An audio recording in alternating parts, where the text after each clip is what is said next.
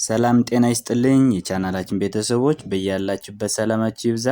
ዛሬ ለአዲስ ጀማሪዎች የሚሆን እንግሊዘኛን በቀላሉ ከአማርኛ ፊደላት ድምጽ ጋራ እያመሳሰልን የምናይ ይሆናል። እንግዲህ በዛሬ ክላሳችን የእንግሊዘኛ ንባብ ልምምድ ነው እንግዲህ በደንብ የምናየው የሚሆነው። ደብተርና እስክርቢቶ ይዛችሁ ቪዲዮውን እያቆማችሁ እየጻፋችሁ በደንብ መለማመድ ይኖርባችኋል። ወደ ክላሳችን ስንመጣ እዚህ ጋር የተለያዩ ፊደላት አሉ።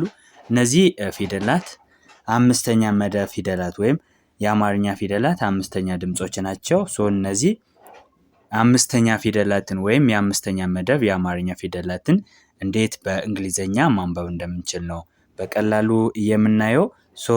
ቀጥታ ክላሳችንን እንጀምር። እዚህ ጋር ስንመጣ የአማርኛ ፊደላት አሉ።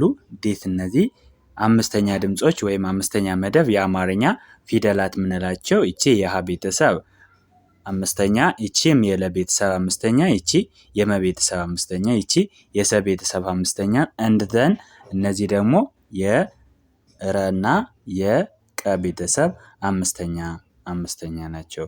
እነዚህ የረና የቀ ቤተሰብ አምስተኛ ናቸው ማለት ነው። በጣም ጥሩ። ይሄንን ካልነ እነዚህ አምስተኛ ፊደላትን እንዴት ነው በእንግሊዘኛ ድምጾች የምንጽፋቸው? እንዴት ነው የምናነባቸው? ይቺ ሌተር ያ ቤተሰብ አምስተኛ ነች፣ ሄ ትባላለች። ሄ ነች። ሄ ምንላት እንደዚህ አይነት ነች ማለት ነው። ይቺ ሄ ምንላት ፊደል በእንግሊዘኛ ስናያት ይቺን ሄ ብለን በእንግሊዘኛ መጻፍ ስንፈልግ ኤችኢ ይሆናል ማለት ነው። ኤችኢ እዚህ ጋር ምሳሌ ስናይ አሁን ሄለን ስንል መጀመሪያ ላይ የምንጠቀማት ሄ ነች። በሄ የሚጀምር ድምጽ ነው። ሄለን ይቺ ሄ ነች አሁን። ስለዚህ ይቺን ሄለን የሚለውን የሰውን ስም በእንግሊዘኛ መጻፍ ከፈለግነ ወይም እንደዚህ ደግሞ ተጽፎ ካገኘን የምናነበው ኤችኢ ማለት ሄ ነች ብለናል። ኤችኢ ሄ ነች። ሌላ ጊዜ እናያታለን። ለመጀመሪያ ድምጾች ደግሞ ወይም ለመጀመሪያ መደቦች የምንጠቀመው አሁንም ኢ ነው። ኢ አነባቢ ነው። ኤልኢ ለን ይወክላል። ለስድስተኛ መደቦች ግን ብዙ ጊዜ አንጠቀምም። ስለማንጠቀም ኤንን ይወክላል። ሄ ስንል ኤችኢ፣ ለ ስንል ኤልኢ፣ ን ስንል ኤን። ይህ ምን ይላል ማለት ነው? ሄለን ብለን ማንበብና መጻፍ እንችላለን ማለት ነው። ወደ ቀጣዩ ስንመጣ ቀጥለን የምናገኛት ፊደል ለ ነች።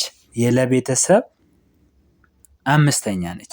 የለቤተሰብ አምስተኛ ደግሞ ሌ ትባላለች። ዋን ሌ ዲፈረንሱ ኤ ሚል ድምጽ ስላላችሁ ተነባቢ ብቻ ነው ልዩነቱ። ከሀ ለየት የሚያደርገው ተነባቢ መቀየሩ ብቻ ነው። ሌ ስንል የለቤተሰብ ስለሆነ ኤልን እንደ ተነባቢ እንጠቀማታለን። ኢ ደግሞ አነባቢ ነች። ኤልኢ ሌ ይሆናል ማለት ነው።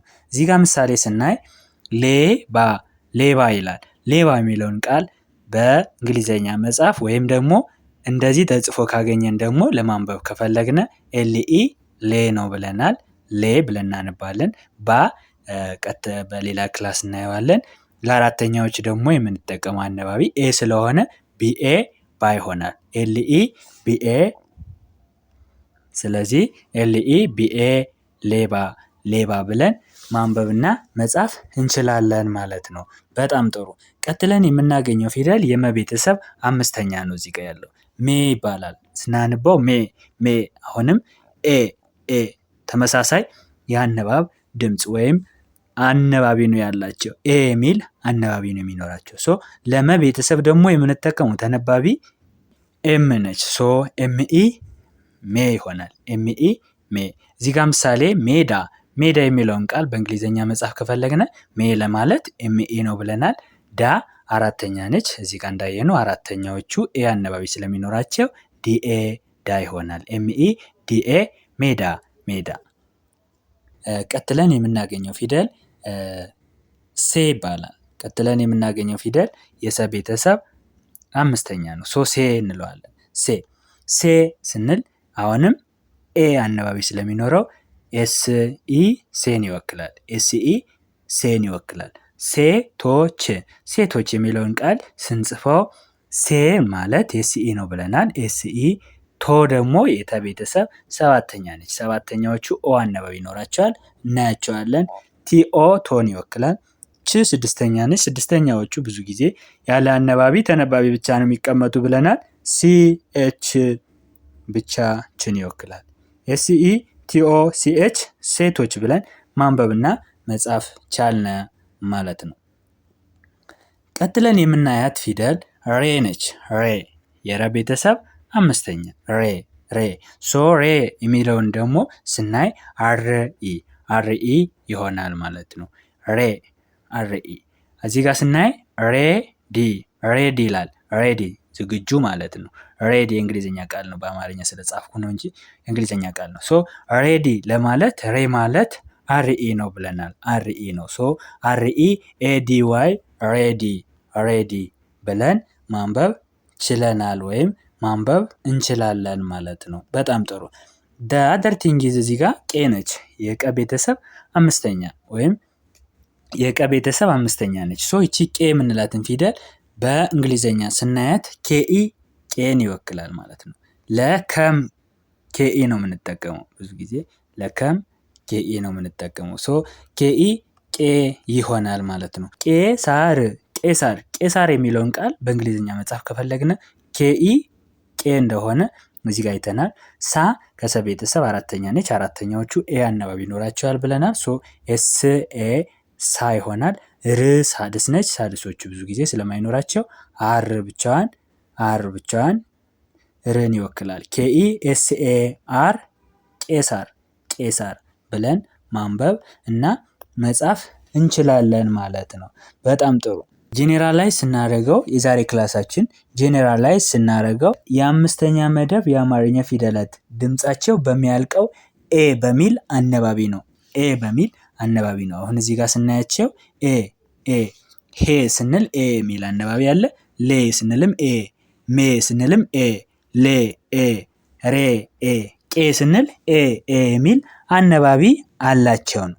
እነዚህ ኤ ድምጽ ያላቸው ፊደላት ደግሞ በእንግሊዘኛ ኢ ከሚለው ሆሄ ጋራ ተመሳሳይ ድምጽ ይፈጥራሉ ማለት ነው። ሶ አሁን እዚህ ጋር ኤ ስንል የነበረው እነዚህ ኤ የሚለው የአማርኛ አነባቢ የምንለው እዚህ ጋር በእንግሊዘኛ ሲመጣ ደግሞ ቫውል ኢ ይሆናል ማለት ነው። ኢ የሚለውን ድምጽ ይይዛል ማለት ነው። ህጉ የአማርኛ ፊደል ፕላስ ኢ ነው የሚሆነው። የአማርኛ ፊደል ማለት አሁን ምሳሌ ለህ ቤተሰብ የምንጠቀመው ሀ ነው አይደለ? ኤች የአማርኛ ፊደል ነው እንለዋለን። ኤች ፕላስ ኢ ሲሆን ደግሞ ኤች ኢ ሶ ምን ይሆናል ማለት ነው? ሄ ይሆናል ማለት ነው። ሌላውም እንደዚህ አሁን የአማርኛ ፊደል አሁን ለቤተሰብ የምንጠቀመው ኤል ነው። ኤል ፕላስ ኢ ምን ይሆናል ማለት ነው? ኤል ኢ ሌ ብለን ማንበብ እንችላለን ማለት ነው። ሶ ማውዝ ያለብን ነገር ምንድነው? የአማርኛ ፊደል ፕላስ ኢ የእንግሊዘኛ ድምጽን እንደሚሰጥ መረዳት እና ማወቅ መቻል አለብን ማለት ነው። የዛሬ ክላሳችን ይሄንን ይመስላል። ቪዲዮ ከተመቻችሁ ላይክ፣ ሼር፣ ሳብስክራይብ ማድረግን እንዳትረሱ። እንዲሁም አማርኛ፣ እንግሊዘኛ፣ ሂሳብና ሌሎች ትምህርቶችን በአጭር ጊዜ ውስጥ ማወቅ የምትፈልጉ ካላችሁ የ3 ቀን ትሬኒንግ ሰጥተን ክላሱን ተመዝግባችሁ መማር ትችላላችሁ ማለት ነው። በቀጣይ ክላስ ከምንገናኝ በያላችሁበት ሰላማችሁ ይብዛ። ባይ ባይ።